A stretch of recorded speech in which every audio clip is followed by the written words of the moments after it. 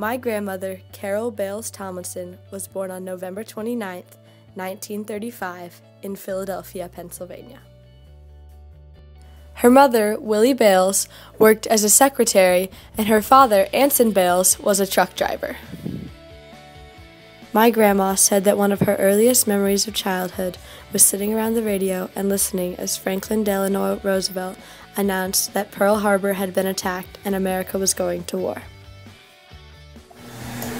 My dad enlisted and joined the Navy and served in the Navy during the Second World War. During the war, Carol and her family moved out to Rhode Island where her father was stationed so they could be closer to him. They lived in a house with a few other Navy families. What was it like? Was it really weird living in a house with other people, or was it kind of normal? You know, I didn't think of it as weird. I guess because I was in the middle of it. You might think somebody else's family's weird, but you probably don't think yours is, do you? No. Once the war was over, Carol and her family moved back to Avon, Indiana, and she was very excited because this is the first time she had had a house. Before then, they had always lived in apartments or in a house with other people. The house shown is not that house, but she says that is one of her favorite houses she has ever lived in. There, Carol got her first job detasseling corn at a nearby farm when she was only 11 or 12 years old. Avon is also where Carol graduated from high school, with only 29 in her graduating class. Soon after, Carol met George Tomlinson, who was a car salesman at the time, and they got married on December 31st, 1961. Soon after they got married, the president at the time, John F. Kennedy, was assassinated in Dallas, Texas on November 22nd, 1963. Oh, you can ask anybody my age, or probably 20 years younger than I am, where they were the day they heard John F. Kennedy. I can tell you exactly where I was when I heard it. Getting ready to get on the elevator to go upstairs to go to work in the Merchants Bank building in Indianapolis. And somebody said, "Did you hear the news?" And I mean, everything stopped. Oh my goodness. It was awful. About 2 weeks later, Carol and George had their first son, Stuart Anson Tomlinson, on December 9th, 1963.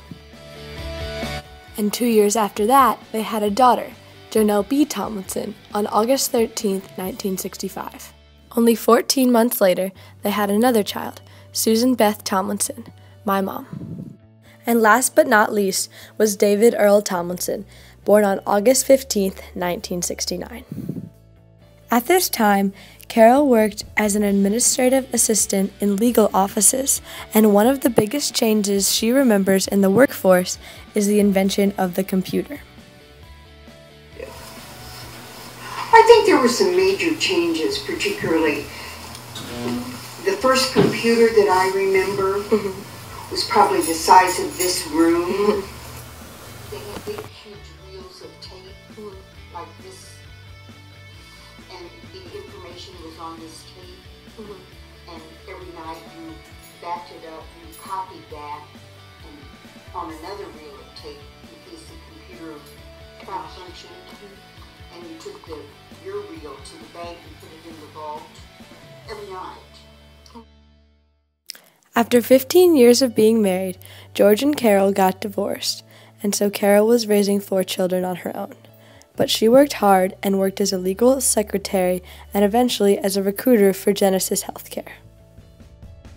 Though only a few places were mentioned, in her lifetime, Carol lived in Philadelphia, Pennsylvania, Chapel Hill, North Carolina, Baltimore, Maryland, Avon, Indiana, Valparaiso, Indiana, Columbus, Ohio, Sarasota, Florida, Minneapolis, Minnesota, Tullahoma, Tennessee, and now lives in Indianapolis, Indiana. She loves spending time with her 9 grandchildren, Samantha, Cole, and Luke, Drake and Fable, and Ellen, Carrie, Will, and Annie. She is very involved with her church and loves to read, play solitaire, garden, and take walks with her dog, Maggie. One thing my grandma wanted to leave us with. We've come so far in medicine, in space, in computers, in mechanization. It's amazing in my lifetime. It's just amazing.